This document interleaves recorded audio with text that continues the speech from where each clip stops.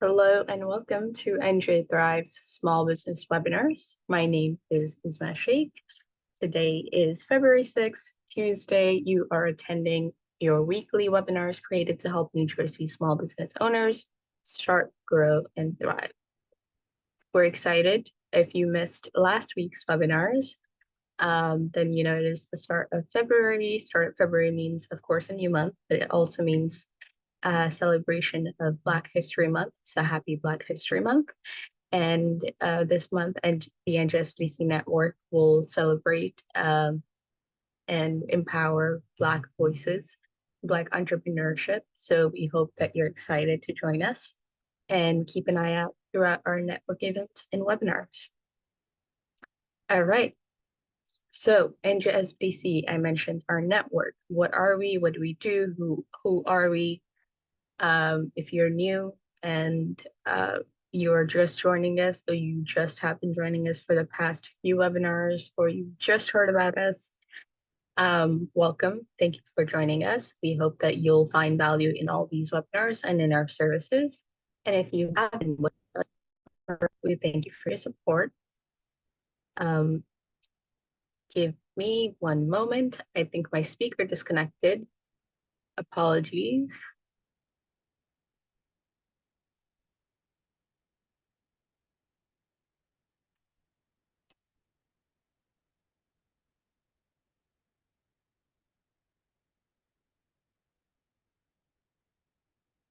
Okay, can everybody hear me? Can you please put a 1 in the chat if you can hear me, if you can see me properly? My voice is clear. Perfect, you guys are awesome. Thank you so much. If that happens again, we'll just do this quick exercise all over again. Thank you. All right, so NJSBDC, who are we? America's New Jersey Small Business Development Centers Network. That is what NJSBDC stands for. It's a statewide program powered by the SBA, Small Business Administration, and partners to help small businesses in New Jersey with 3 main things. And those things are no-cost small business consulting, training and events starting at $0, just like this one that you're attending, and exclusive small business resources. Now there's a map on the right. That is, of course, the map of the state of New Jersey. And you'll see tiny little logos in some of the counties of New Jersey, such as Warren, Somerset, Middlesex, things like that. You'll see the little logos. Now that's where our regional centers are located. And some of the centers, so where they're located, they serve multiple counties. So just an FYI. And if you ever want to pop in and say hi in person to any of our regional centers, you can certainly do so. All you have to do is just go to njsbdc.com, figure out the location, find your closest location, and make an appointment. So that's always cool. And if not, the online services are always available. So the webinar that you're attending is part of the multi-session webinar series, and that is how to register your business with $0 NJSBDC support. And we're doing this series for aspiring entrepreneurs or entrepreneurs who just like to create new LLCs, new businesses, and just would like refreshers. And we have on the agenda today a couple of headlines, things that are happening in the small business community that we'd like you to stay up to date with. And those are events, those are any new programs, information, things like that. Then we have our presentation from the speaker, and then we have our Q&A session. So these are the headlines that I will be showing, and I will also be, once I'm done sharing my screen, I will also put them in the chat.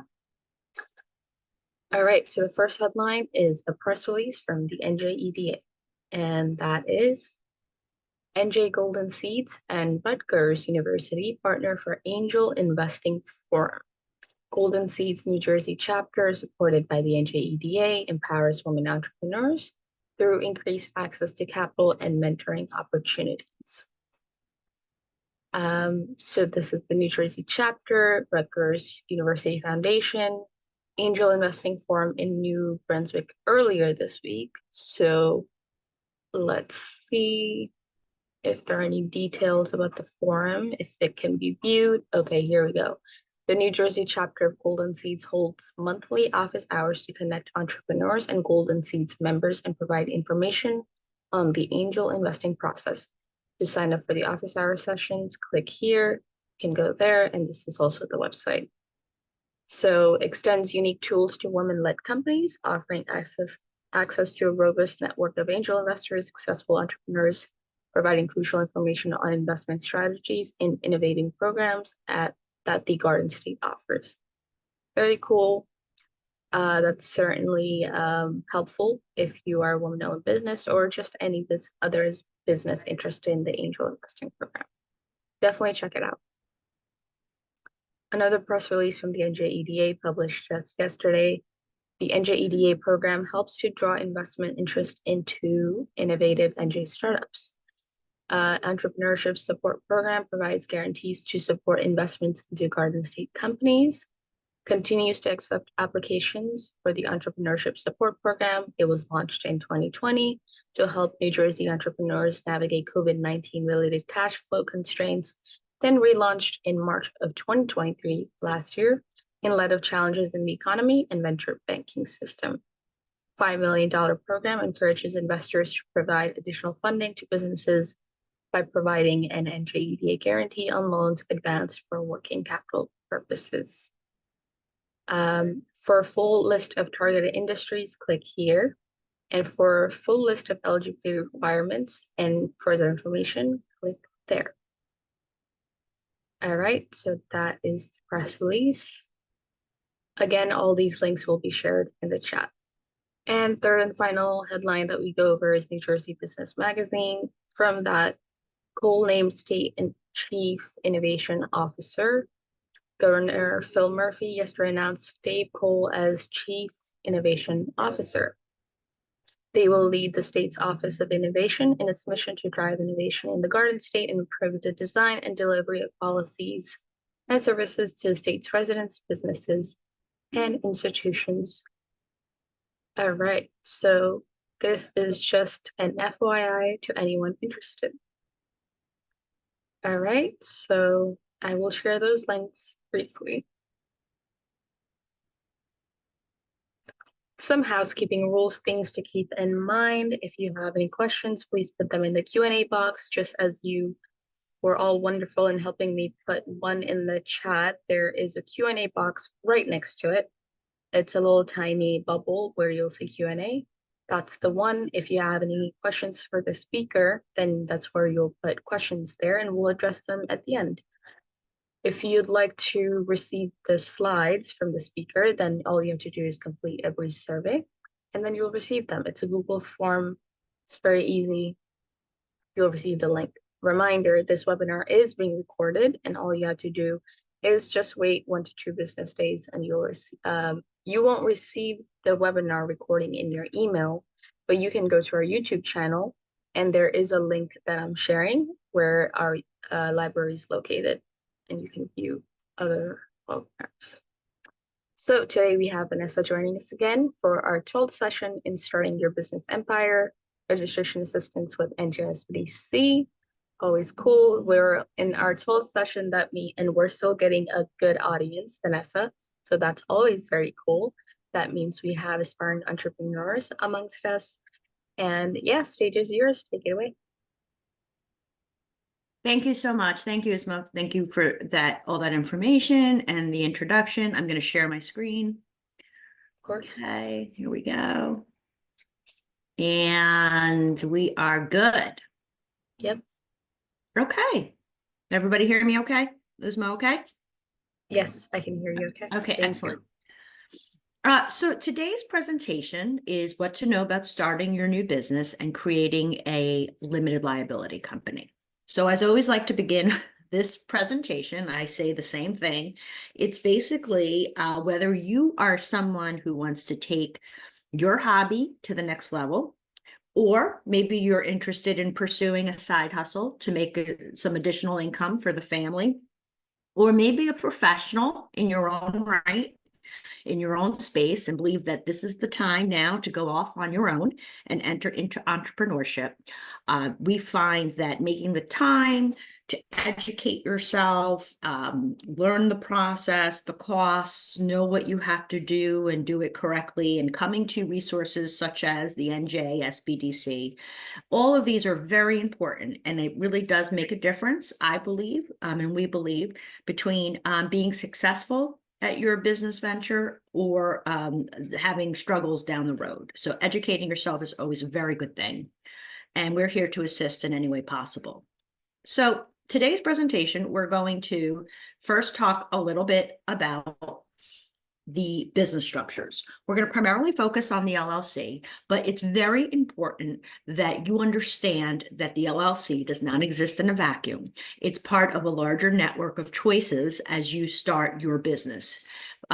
Thinking about what type of business structure best suits you and the type of work that you're liking to do.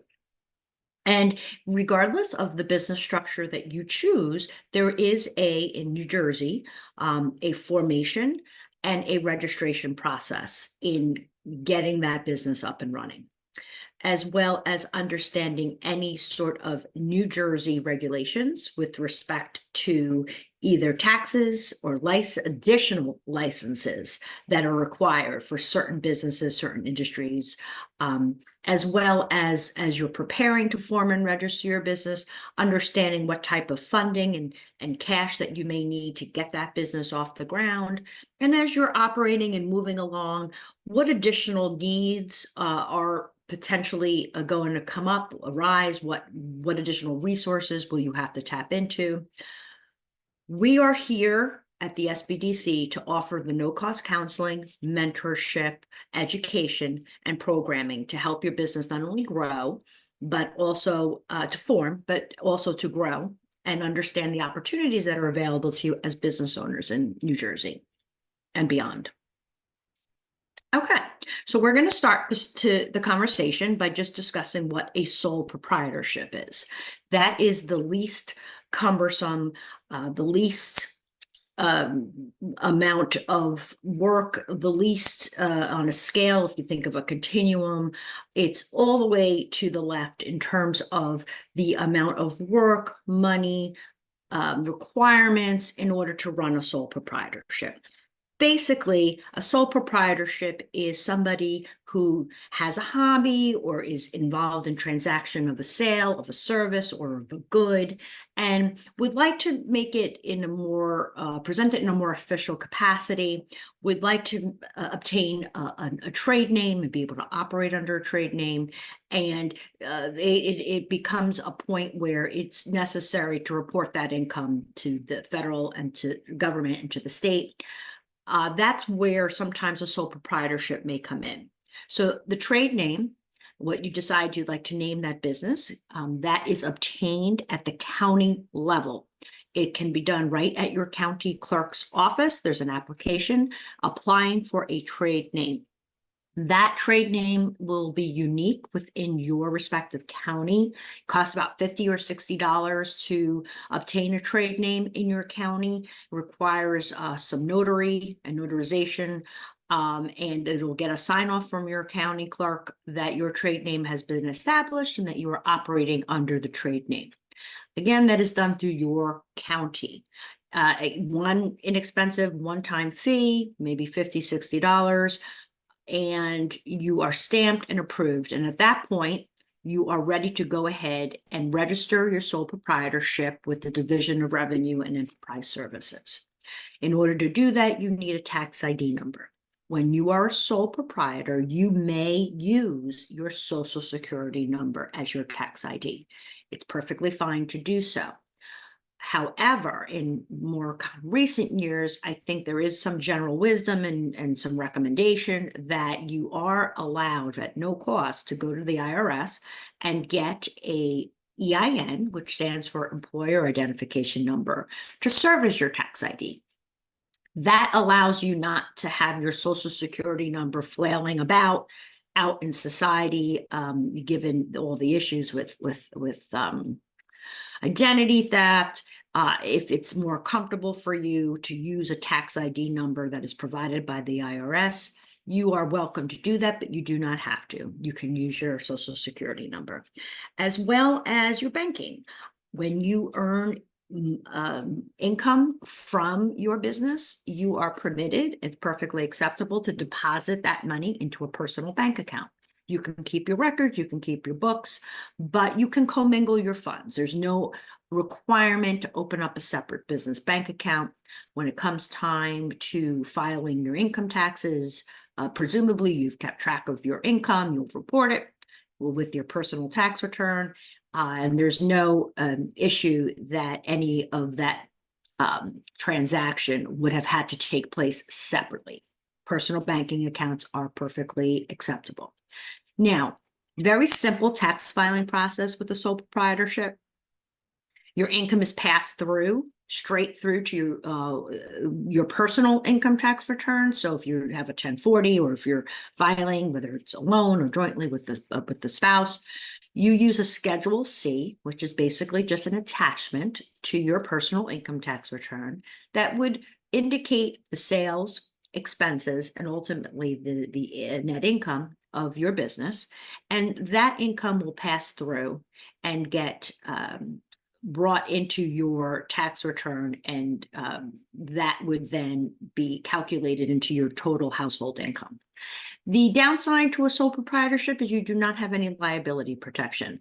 You are the business is you, there's no separation. Any kind of potential debt issue, any potential lawsuit problem, or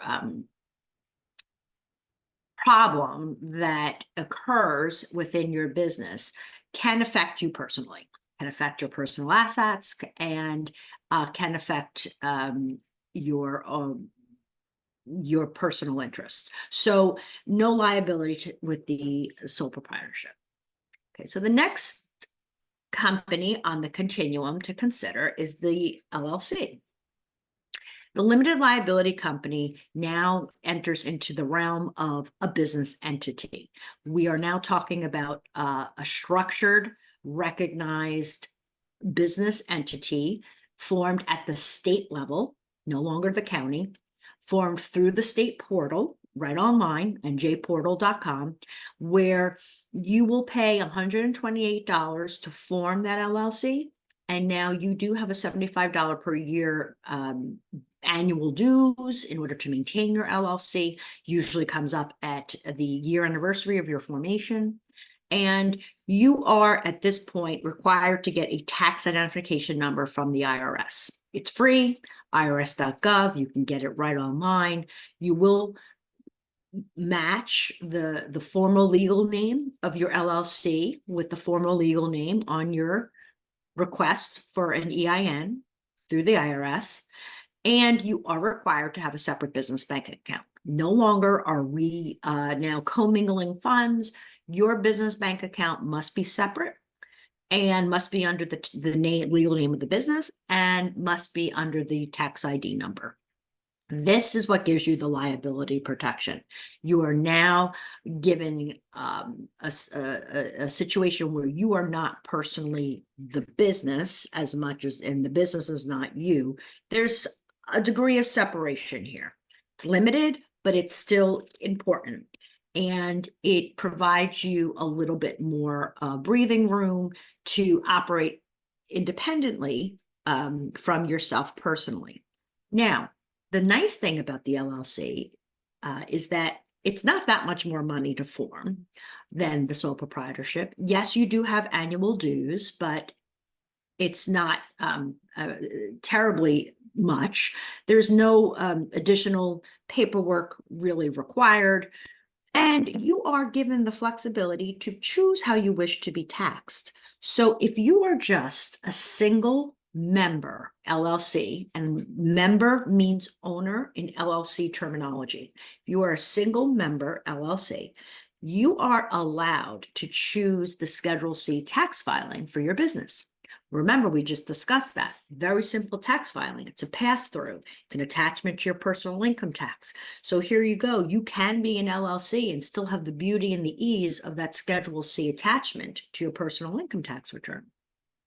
So it's a very nice vehicle to operate a business, and it's very popular. Many small businesses choose the LLC, and you might see large businesses for certain reasons choose the LLC. It's very flexible, and we'll get into that a little bit. But if you're more than one owner and you're a multi-member LLC, you have the option to put an operating agreement together and be able to spell out what every member's responsibilities are, what their contributions are, what their profit shares are. There's a lot of flexibility in how you structure your LLC. And the default tax filing for an LLC is the Form 1065. That is what normally you would see in a partnership with respect to tax filing. It's a 1065.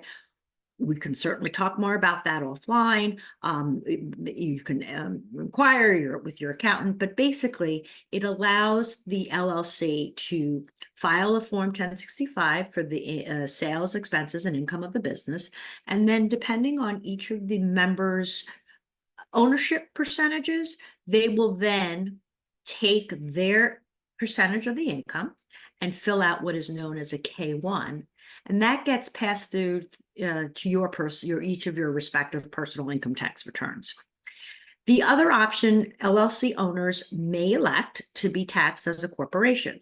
That's a little bit more to discuss. We can talk more about that later in the presentation, but that is your third option in terms of choosing how you wish to be taxed. Now, the corporation is the end all be all. It's the most protected in terms of liability protection. It has the most regulation. It's the most paperwork. It requires additional shareholder meetings. You need to create bylaws. Corporations are required to have a board of directors. Now, there are small businesses that do choose corporations, even single people, and they're the only owner. They decide to incorporate, and there are reasons. Because of that strong liability protection, and depending on what kind of business you're deciding to open, you may be best suited to have a corporate business structure and become incorporated as a way to protect the assets of the business and to protect yourself personally. You can think of certain industries, maybe home building, general contracting, perhaps, I know, trucking industry.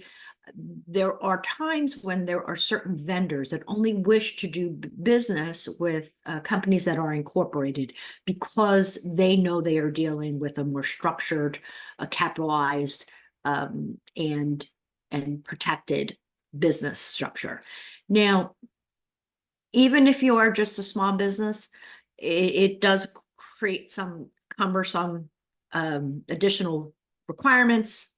For example, do you really put a board of directors together? Do you have shareholder meetings with one person? Yes, that is done. The paperwork needs to be created. The documentation needs to be there. And even though it sounds silly, people do it and it is done. Now, let's see. So, and just want to say, so in both the LLC and the corporation, all done through the NJ portal, that is the main website for all things business related in the state of New Jersey. Once these business structures are formed, remember there's the final step. You then have to register with the Division of Revenue and Enterprise Services, just like you did with the sole proprietorship. But now you are also doing it whether you form an LLC or a corporation. That last step does require a business owner to take the formed business structure and now register to actually transact business. And that is for regulatory and tax purposes. Okay, moving on. So if you do decide to incorporate and you want to become a corporation, and actually, let's just go back for a second. We're over here. I want to just talk a little bit about that corporations, and maybe you've heard of this, the double taxation. One of the downsides to a corporation, especially if you're a small business, is that you are the corporate, the entity, the structure, pays its own corporate tax. So at the end of the day, when you're running through an income statement and you get to your net income, there is a corporate tax rate assigned to the business. And then whatever is left over becomes dividends. It's basically the shareholder income. And any owners of that business then have to pay taxes on that. So that is a double taxation business structure. And when you're small, that hurts. So the government had set up years ago the opportunity for corporations to become S corps. They can file for S corp status. So if you're a small business, you have under 100 shareholders, it's all common stock. You can't have different types of preferred. It can't get too complicated. There are certain criteria that would qualify you to be an S corp and to file for S corp tax status. That takes away that double taxation. And now if you are a corporation with S corp tax status, you no longer have the corporate tax rate. The S corp would take the income, divvy it up among the shareholders, and then the shareholders would pay their respective fair share of the income taxes. As I mentioned earlier in the presentation, LLC owners may also choose to be taxed as corporations. And in this case, what I meant by that is choose to be taxed as file for that S corp status. Where that becomes important when you are an LLC is that the one thing to remember always with an LLC is that owners are not employees of their company. They are the owners. They're the members. They do not take a paycheck. They draw their profits directly from the operating line, income or net income line. And that does sometimes become a tax burden at a certain threshold. You are somewhat penalized, and I don't even want to say penalized, but it can become burdensome because you are subject to self-employment taxes. You, of the owner of your business and working for your business, are going to be responsible for all, not only the federal, the state, local income taxes, but also for your Social Security and I believe unemployment and Medicare. So all of that normally would get withheld from you as a W-2 employee of a company gets handled from your profit line. And one way to shield yourself from the burden of that additional amount of taxes as an LLC owner is to choose to be taxed as an S corp. When that happens, you are now permitted to become an employee of your company. So now you're both the employer and the employee. By starting a payroll and cutting yourself a paycheck, you are now, as the employer, withholding payroll taxes. And now as the employee, you're getting a withholding, taking out. And that allows for you as the business owner to deduct the employee expense of the salary, as well as the payroll, your half of your share of having to pay the payroll expenses. Not an accountant. This is something you would discuss with your accountant to make sure that it made sense. But at a certain point, you may find that your tax burden is less if you choose to be taxed as an S corp. Okay, so I'm going to move on from that. So now we're going to circle back and really just talk about the LLC. At the SBDC, we will walk you through at no cost the formation and the registration of your LLC. We will also assist you in getting the EIN number for your business. And we will make sure that you have everything organized and together, and any other requirements that are required of you, and you know, links of where to go and what to do and to understand how it all works. That's what we will assist you with. You don't have to pay a legal Zoom. You don't have to pay a third party anything to get it done. We will do it with you. You will do it, but we will walk you through it. So what's helpful in that is understanding the terminology of starting a business and forming that. It's not fun. It can be boring. It's the stuff nobody wants to deal with. However, I'm here to say that I feel that in the long run, you are doing yourself a service by not being in the dark and understanding where the websites are, the links, where you go to do what your requirements are as an LLC, because there aren't that many. I can understand on the corporate side, it can get cumbersome and there's a lot to do. The LLC has very little in terms of your requirements. Once a year, you need to pay your annual dues. You have to make sure you have your operating agreement together before you start transacting business if you're more than one owner. You need to open a separate business bank account. And that's about it. There aren't other agenda items that you have to worry about necessarily. And what's nice about understanding what you're doing is that you're going to save yourself money over time. You're going to not get taken advantage of by third-party solicitors who are going to send you very legally looking forms that say, if you don't pay, you don't get a certificate of good standing in the next, month, you will be in trouble. And please fill out your information and write a check, $150. And no, because what they're doing is they're going to take your money. They're going to go online to the portal, which is like, everybody this day and age knows how to go online and order something. That's what they're going to do. They're going to go online and order your certificate of standing, which is meant for you to do. And it only costs $50 to get a certificate of good standing. And chances are you may never even need a certificate of good standing. So these are the type of things, by being educated on how it all works, you won't be taken advantage of and you'll be able to save money. And that's what we're here to do. Okay. And this is the other little piece of it. I haven't seen any third party that forms your LLC does not register your business. And not only do they not register your business, they don't even tell you or remind you, hey, you are not done. You have your LLC, you have your tax ID. You now have to register with New Jersey Division of Revenue and Enterprise Services in order to transact businesses. Otherwise, you are not compliant. And people don't realize that. And so that's why the step is often overlooked. If you're out there today and you said, oh, I paid LegalZoom, I paid someone, I have it, double check with us. Make sure that you went ahead and took care of the registration. If you did not, we will walk you through it. It doesn't cost anything to register, but it is mandatory. There's now a new federal requirement as well, and we're learning more about it. But all LLC owners are required now to file a beneficial ownership information report. This is a federal requirement, new as of January 1st, 2024.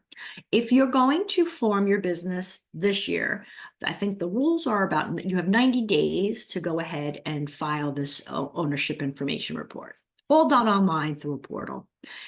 If you have formed prior to 2024, I think the federal government is giving everybody a year to get it done. I don't think it takes very long. I have to do it myself. I admittedly have not done it. I will do it at some point, and I probably should, so I can share what they're asking. My understanding is that they're just looking for your name, company legal name. They're going to want a tax ID number, most likely, and they're going to, most importantly, they want to know who the owners are of the business and what your percent ownership is. This is to minimize and to somehow control the amount of fraud that has taken place in this country in recent years with respect to shell companies and laundering money and fake business accounts and fake LLCs.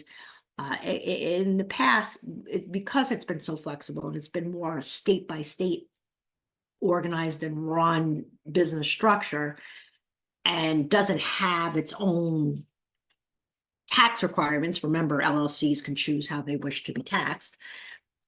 I think it's gotten to the point where the federal government now, and you can read up on it on your own, I probably know as much as you do, wants a little bit of a database and wants a say in understanding and knowing who owns what, so that if there's ever an audit, they can compare.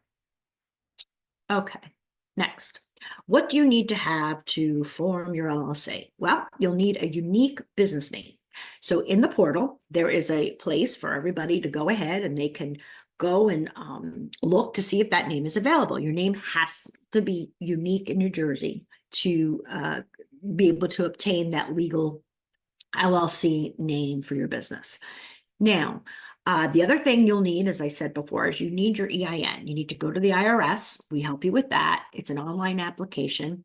You get the number, tax ID number right away. It just gets generated right online. You get your letter from the IRS, and now you have your tax ID. You'll need to know some codes for the types of businesses that you're running. New Jersey has some industry codes. They'll provide you the paperwork to kind of pick which code applies to you, as well as the NAICS code, which is a National Industry Classification Code. So we look that up together and we can see what best matches you. It's for statistical purposes. It's a way to keep track of who's doing what type of businesses are forming, and that sort of thing. You need a registered agent.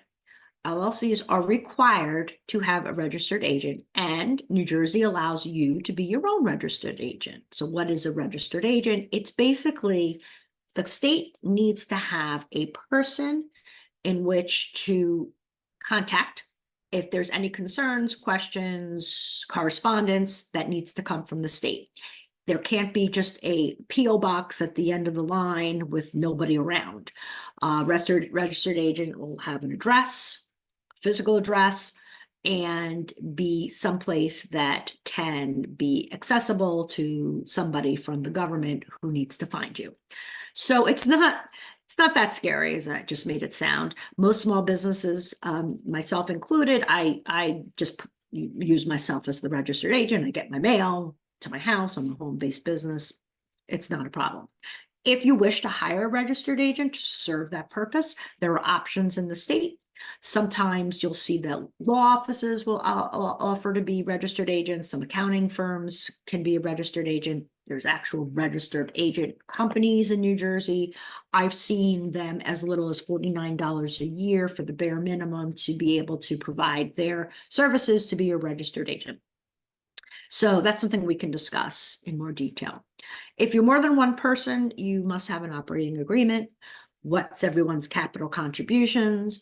What is the plan for each of the responsibilities of the members? What's the profit share? Who's getting what? And also, really probably very important, maybe most important, is if the company were to dissolve tomorrow, how would you distribute the assets? Company ends. I had a client, a restaurant, closed their doors after 10 successful years. Partners just decided it was time to move on. They were a multi-member LLC. And there was a real confusion about who got what share of the assets as they dissolved. And a little bit of a fight because you had some members who felt that they contributed more over the 10 years and donated more. I used the word donation, but invested more. Some people felt, well, yes, you may have put that contribution in, but I worked there every day. And so it can get complicated. Even though you don't need a lawyer in New Jersey to put your operating agreement together, there are templates online.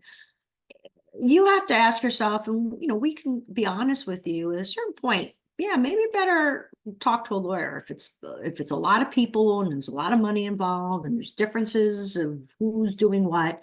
Not a bad idea maybe to consult with the small business attorney if you're putting an operating agreement together. It costs $125 to form the LLC. There's a processing fee, and the site takes your debit or credit card right online, or you can use an e-check. And you will need to know the names, addresses, and social security number, as well as all the percent ownership of all the members when you are registering the business.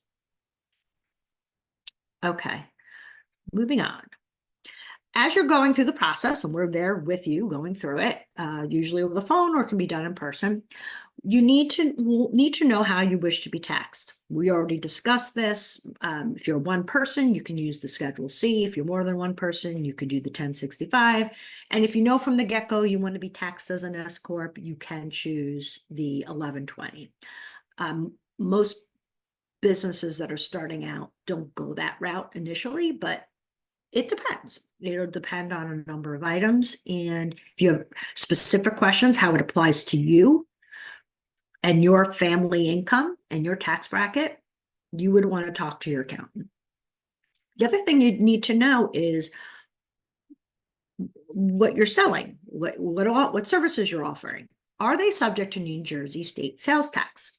Goods are subject to sales tax, except when they're not. And services are usually not subject to sales tax, except when they are. So there's a handy booklet that is available right online. We're going to get to that. I have some links further in the presentation that goes through in New Jersey what is subject to sales tax, what isn't. If you are collecting sales tax, you will get a certificate of authority when you've completed your registration. And that just means that you are permitted to go ahead and to charge the sales tax, hold the money, and then remit it at the end of the quarter. And that process is pretty straightforward. We would go over it with you. We could talk all about that, about also if you are selling goods and you need to purchase products exempt from sales, from tax yourself because you're the wholesale buyer of the item and you're now reselling. We'll go over all of that. That happens in the registration process. And you're going to want to find a bank account, a business bank account. So you'll want to identify a bank that suits your needs. We always say small businesses should not be paying monthly fees. Try to find a deal where you have a minimum threshold, perhaps, or you some other requirement in order to avoid the monthly fees. You'll get access to these slides once you fill out the survey, but here's some of the links that I talked about. Just up here, just remember, as I think I had said before, certain businesses require, beyond the registration, then there are additional licenses that are required in New Jersey to do certain things, such as, hairdresser, or you're talking about a general contractor, or perhaps a home health aide. Those are additional licenses that are required. Food safety. Walter Schwartz. All that sort of thing. So there is a handy website that goes over all of that, and you would be able to get all that information from the website. If you have any questions, we assist with that as well. Also, in terms of hiring employees, if you have questions on the difference between a payroll versus a W-9, 1099, that's the difference of having a payroll employee, running a payroll, having employees, withholding taxes, versus an independent contractor. And if you have questions about insurance, workers' compensation, we can talk about that as well.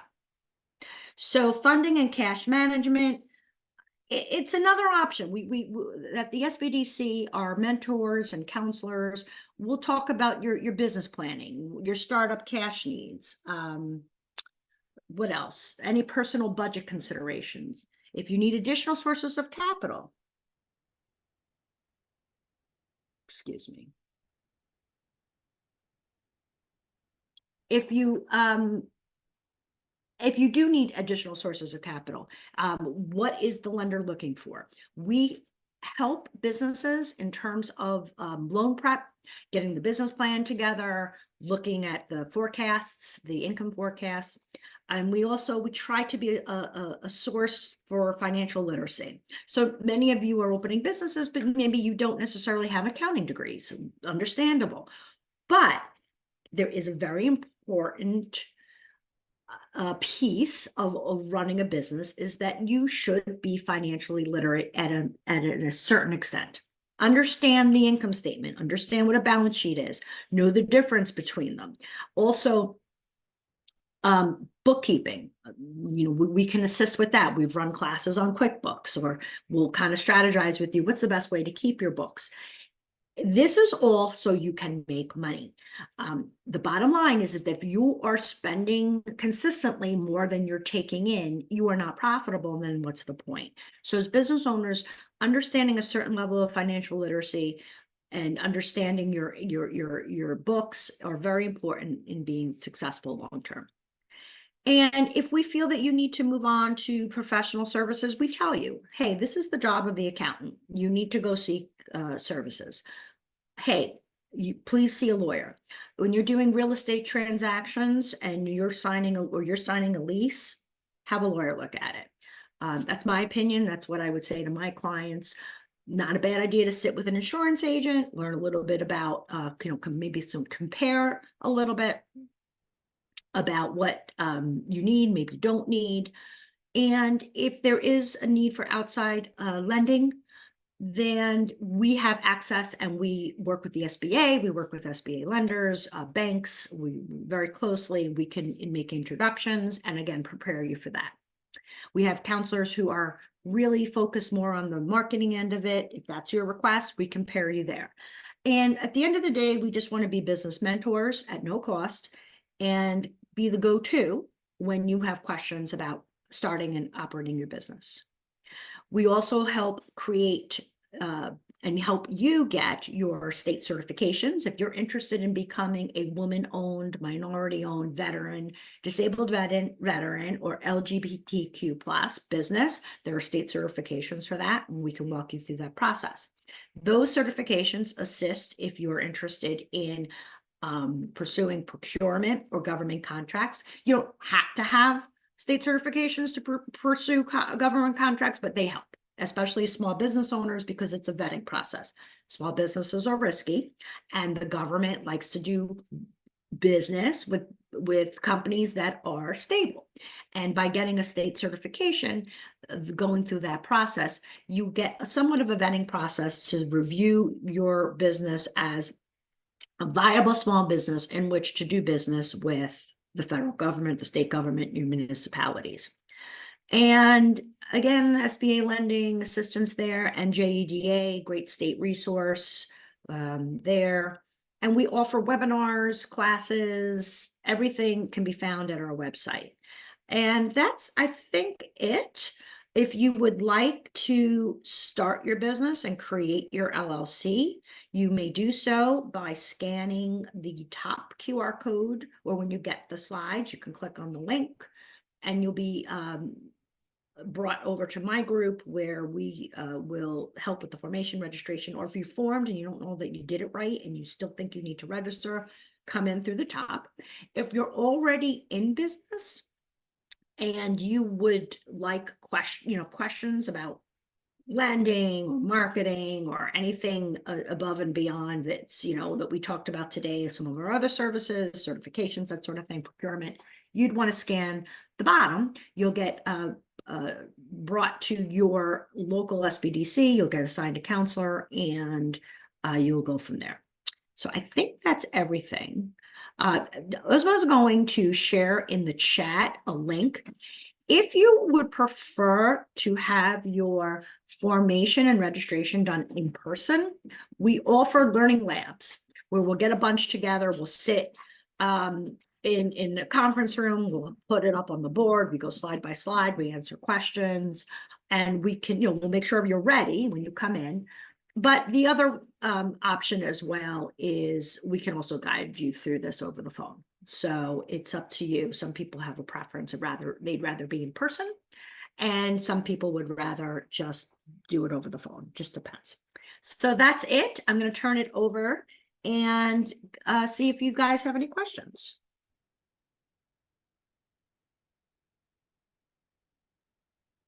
Vanessa. All right, so it is time for Q&A.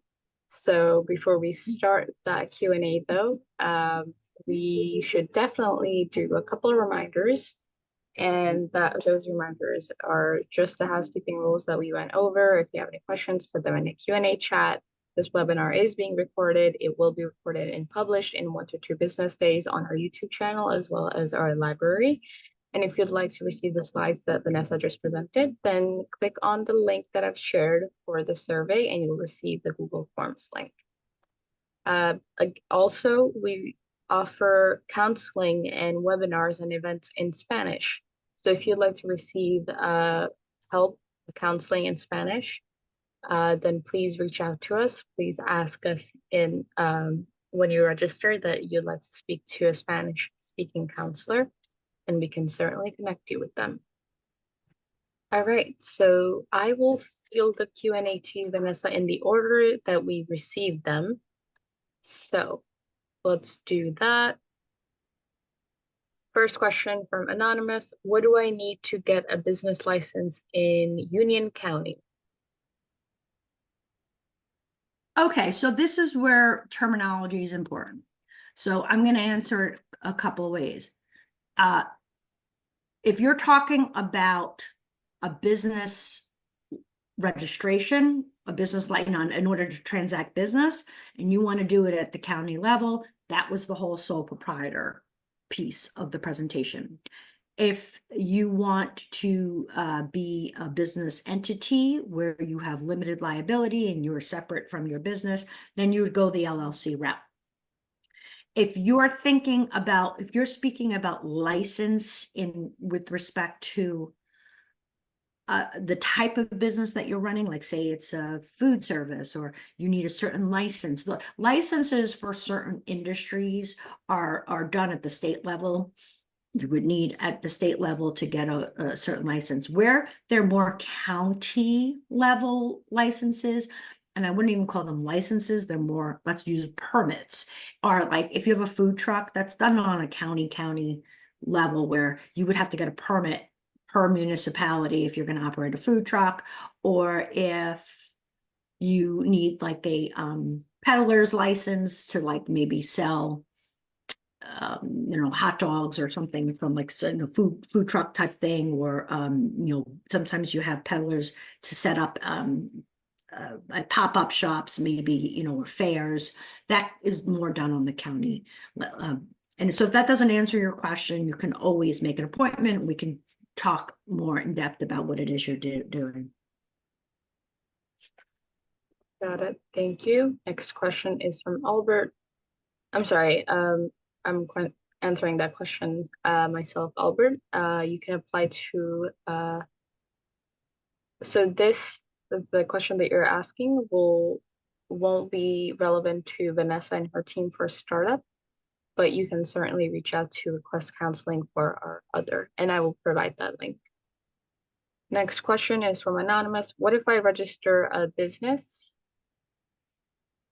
There we go. What if I register a business in one county, but down the line move to a different county or a different state?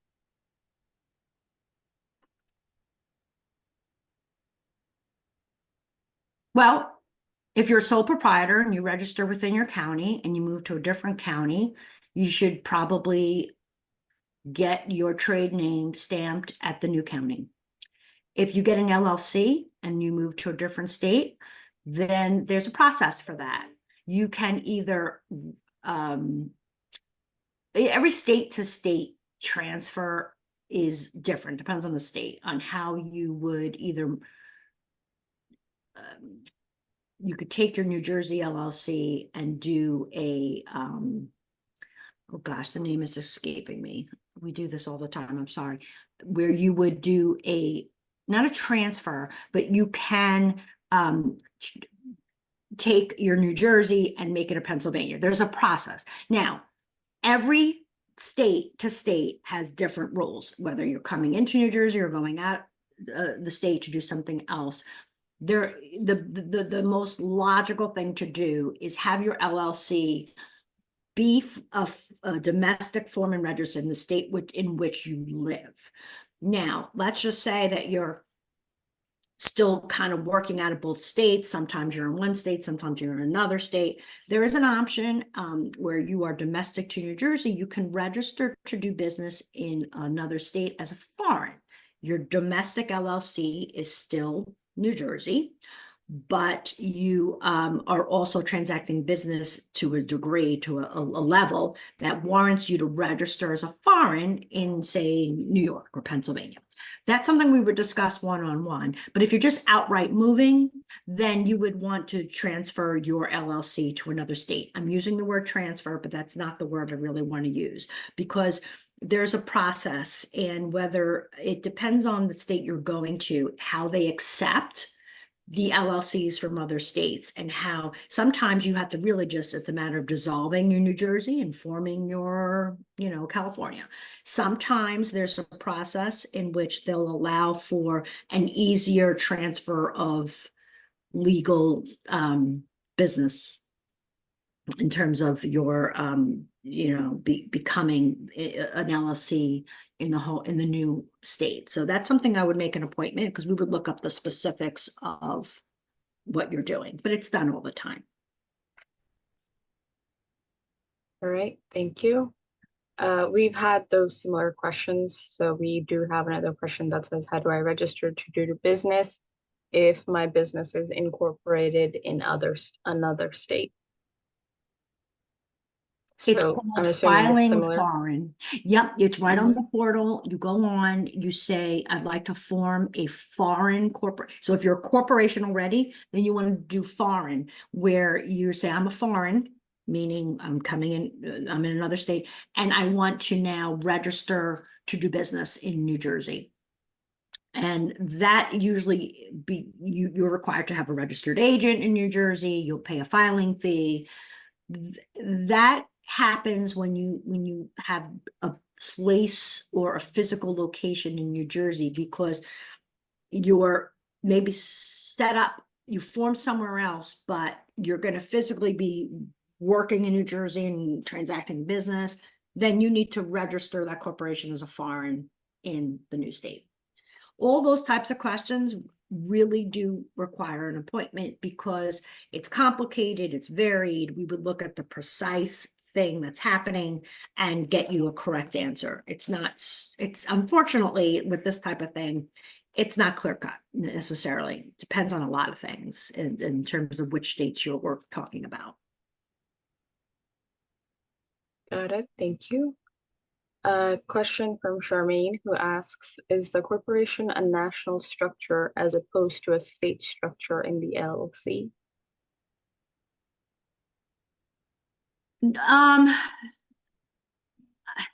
The way I'm going to answer that is that, just like an LLC, you can incorporate in different states.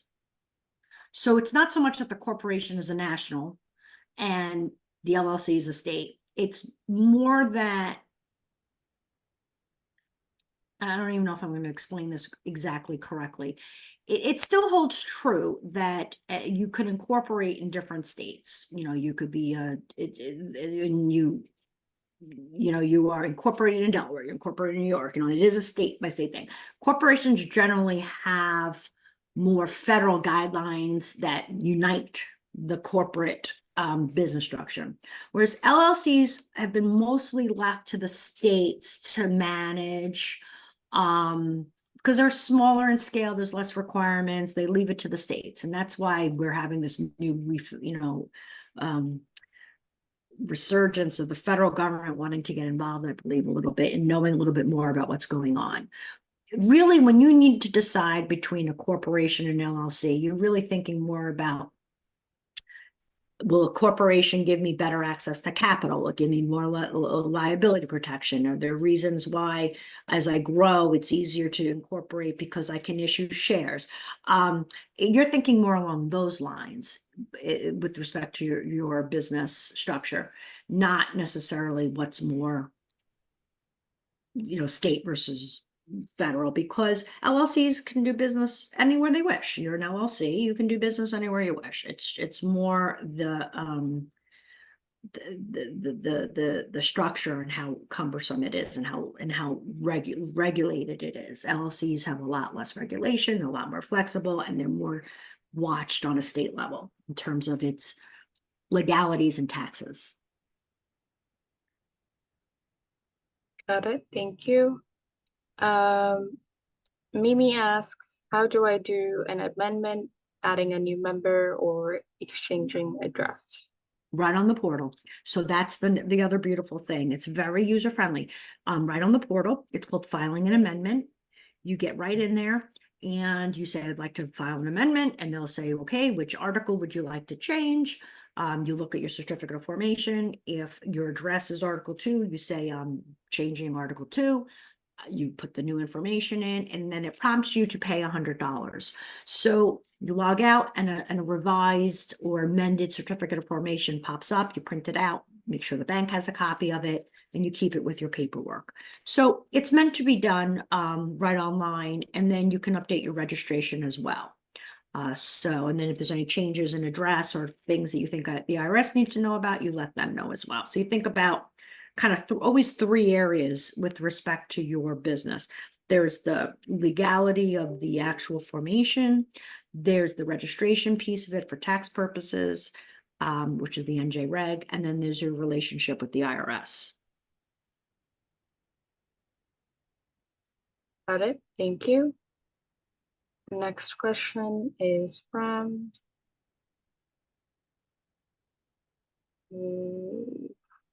okay.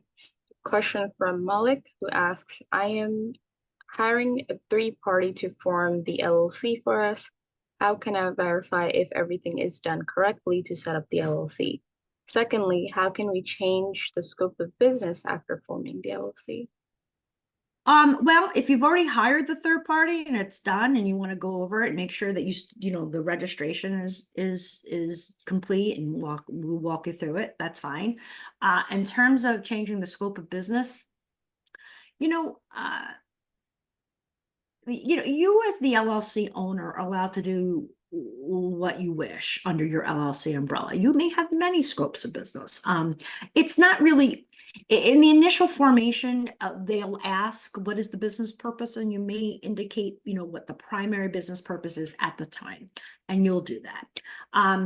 Then if you decide on, what, with my LLC, I'm also going to sell jewelry, or I'm going to do this. You don't have to go update every time you do something else. The only time that really becomes an issue, or maybe you'd want to amend your LLC certificate of formation and amend your registration, is if you start getting into something completely different that requires additional licenses, like I'm going to be a handyman, or I need a general contractor, or I need I'm going to invest in real estate, or whatever the case may be. Then maybe you want to update your business purpose, but you don't have to go spend $100 to amend your LLC every time you decide you're going to do, also do something else with your business. Thank you. Sure.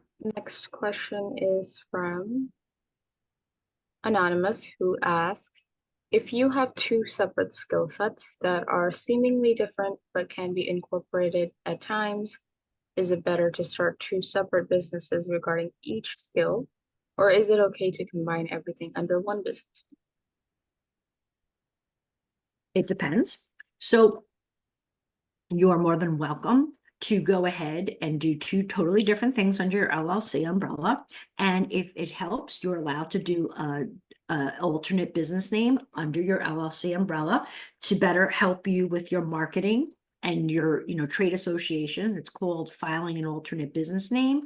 Other people refer to it as a DBA, doing business as. In New Jersey, it's called filing an alternate business name. And if that allows you to better position yourself and what you're trying to do, you may do that. It costs $50 for 5 years to have a DBA. At the end of the 5 years, you can renew it. The only time that I would recommend really making sure that you form a separate LLC is that if there's a liability issue. Remember, you're protecting your assets under one LLC umbrella. You don't want to have a piece of real estate under an LLC and then have some Uber business or a driving or a delivery where you get into a car accident and potentially risk the loss of the asset of the home. That's the whole point of having the separate business. So if your liabilities don't, and your, what am I thinking? If they don't match, they don't line up, and you want to protect the assets held within that umbrella, you would set up a separate LLC. So hopefully that answers the question. And again, if you have specific questions about what it is you're doing, make an appointment, we'll go over it. Got it. Thank you. Next question is from Leandra, who asks, to have a food truck in New Jersey, is it required to have a CDL license to drive the truck? Yes, I believe so. you know, a lot of times I have to look this stuff up again. It changes. When it comes to licenses and additional registrations and what you have to do, it's definitely something that, even though I may have done it in terms of my counseling, I always go back and look again at the source, because I want to make sure you get it right, and you know, go to the source material and not just guess. Typically, anything in New Jersey where you're driving trucks or commercial vehicles, it requires separate paperwork and things done at the motor vehicles, which, if that means a CDL license, yes, absolutely. And so if that answers your question, I mean, yes. So then in addition to that, as a food truck, you would need to have some to make sure that you're doing what you need to do for the state in terms of food handling. You'll need to have some kind of a food handling license. And then ultimately, to actually sell, say, the cookies or the hamburgers or whatever it is you're creating on the food truck, and you'll need to go to the county and get a permit. So food trucks have different moving pieces. So you have your motor vehicles component, you have your state requirements for food safety, and then that is still pretty much managed on a town by, I don't even think it's a county by county. Could even be a town by town. So say you want to, you know, set up your food truck in Westfield, you'd need to go to the Westfield municipality site and get a permit. So maybe they're having a street fair. You'll get your permit for the day in order to park that truck and be able to transact business. Thank you very much. Next question is also from, okay, it's from Charmaine, who says, I'm a caterer and I have customers in New York as well as New Jersey. I pay New York sales tax on New York clients. Do I also need to pay New Jersey sales tax on clients in New York? All right, I'm just going to say what I'm going to say, and then I want to go back and make sure I'm answering the question. If you are selling, if you're New Jersey LLC, you are only required to collect sales tax on transactions that happen in New Jersey, for New Jersey. You don't, obviously, you don't go to New York, do a job, and charge New Jersey sales tax, because they're not in New Jersey. They're not, the transaction's not happening in New Jersey. So the question is, do I have to collect New York sales tax when I'm doing business in New York? That depends. You only have to do that if you're registered to do business in New York, because you have a physical presence in New York, not just because you're selling food to someone in New York, but you've gone ahead and become a registered foreign in New York. So you're collecting sales tax as a New Jersey domestic LLC. You're only collecting and remitting New Jersey state sales tax if the transaction happens in New Jersey, or if you're, say, it's an online business and you're mailing something, it has to be mailed to an address within New Jersey. Elizabeth, do you think that answered the question? If you want to just, so. Yeah. And I've direct, I've also asked them for information. I asked Charmaine because there was another relevant question. So we'll reach out. And if anything, just go to request counseling. I know Charmaine and I had a different discussion with them being an existing client of ours at Kane. So we'll do that offline and we'll take it from there. All right, thanks, Charmaine. Next question is from Anonymous. And I think I can sort of help in answering this question. So a couple of questions from them. Are there any additional help for real estate investment? Any assistance with tax, CPA consulting services? Can classification be changed on an already existing LLC? So for number one, real estate investment, we can help you. This is not related to startup. So you can request counseling generally. And then for tax assistant consulting services, we cannot do your taxes for you. The NJSBDC network cannot do your taxes for you, but we can certainly counsel you. However, we always advise that it's better to have your own CPA, have your own accountant, your bookkeeper. They would be able to advise you better.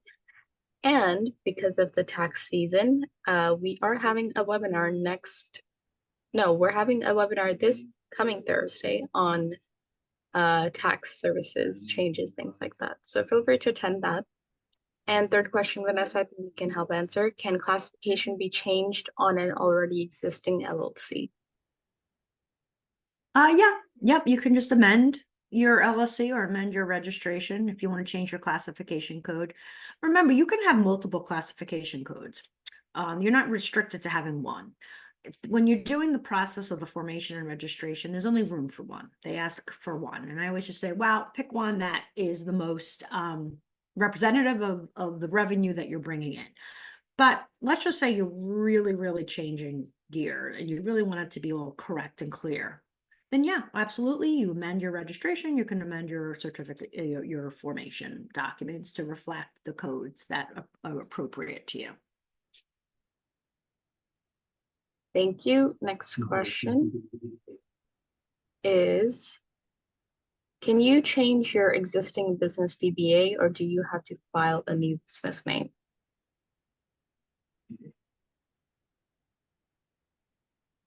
Can you change your existing DBA? So you formed, you have a legal name, you have a DBA, but you want a different DBA.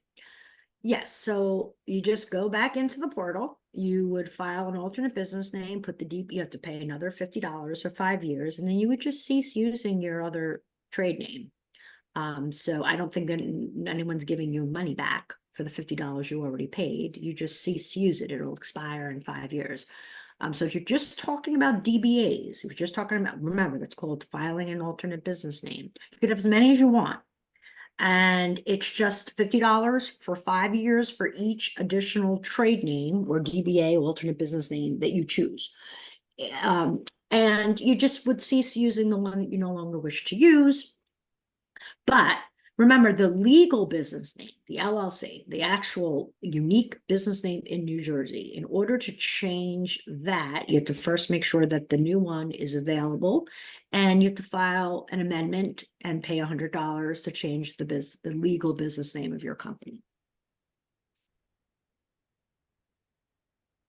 All right, so we do have questions, a couple of questions on how people can reach out to speak with a consultant at the SBDC. I recommend that on your screen you see 2 QR codes and there are instructions for new formations and registrations. You would talk to Vanessa and her team. So just follow the arrow, take out your camera, go to the QR code, scan the QR code, and that'll take you to speak with Vanessa's team for startup. Please remember that's really for new formations and registrations. Again, Vanessa's team. For those already in business, if you are already in business and you would like to receive non-startup services can include anything. That could be, for example, we have, how can we trademark our business logo? How can I set up a call with SBDC? We have that question. Then that's non-startup. If you need help with marketing, if you need help with a business plan, if you need help with finance and accounting. Again, if you need things like legal help and accounting help, you will always, from any counselor at NJSBDC, you will get the same answer. Please work with a CPA. Please work with a lawyer, because we cannot legally, as a network, we cannot legally do those things for you. For example, for also a business plan, we cannot write the business plan for you, but we can certainly provide feedback and we can guide you on, what a template you should follow. Or you should maybe write this a certain way, or maybe not address this and important elements, things like that. So those are non-startup related. You can certainly follow. That's the second QR code, and you can scan that as well. All right, so hopefully that answers 2 questions. I tried to answer those 2 questions that we have in the Q&A box. I think a lot of people have questions in the chat where they should have gone to the Q&A, but if you feel that that we didn't get to it because I think we're pulling from the Q&A, just make an appointment Yep. And the way that happens is that we when you register into our system, not register with the state of New Jersey, that will help you. But when you register into our system as a client, we'll, consultants will reach out to you directly.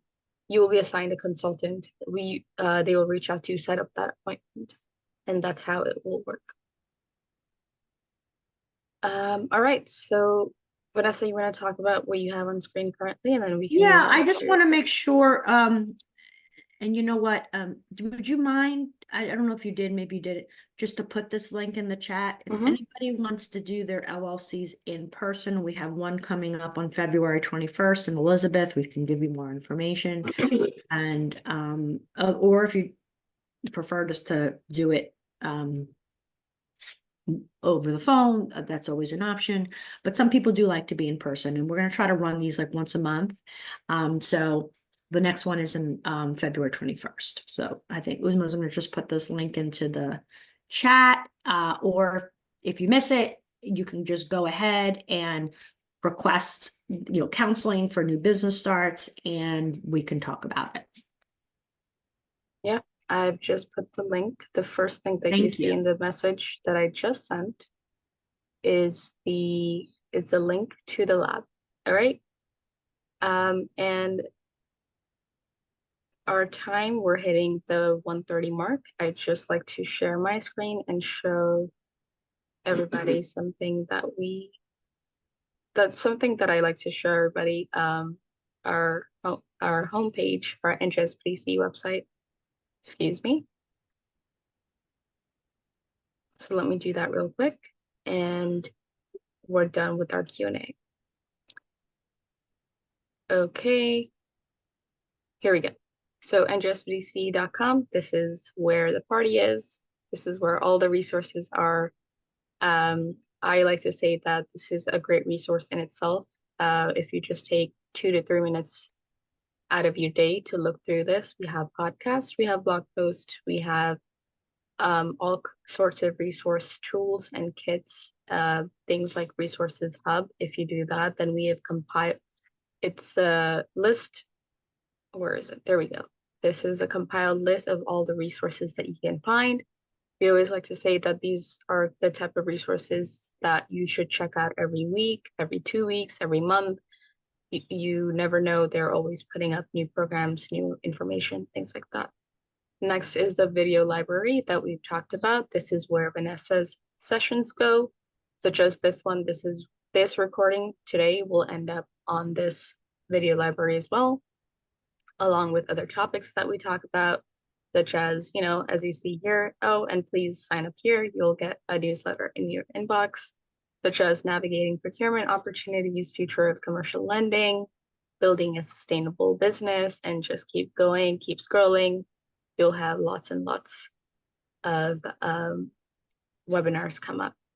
And the next site is this one, statewide events. So these are aside from these events and webinars are besides the webinars that you attend from our state office. Some of them charge you a minimal fee, others are free, some are in person, some are online.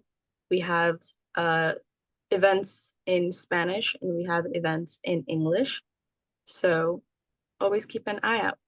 Going back to my slides,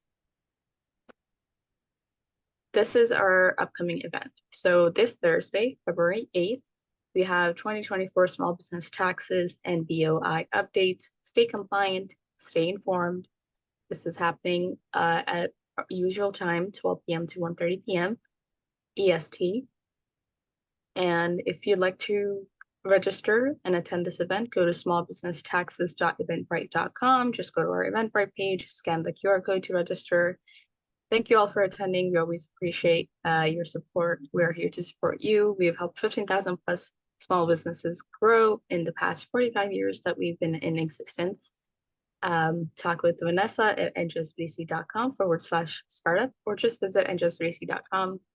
We're always happy to be here, always happy to help you start, grow, and thrive. So Vanessa, thank you so much for another webinar. Thank you to our audience for being so wonderful and providing valuable feedback.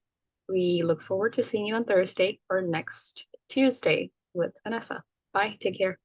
Bye. Thank you so much. Bye.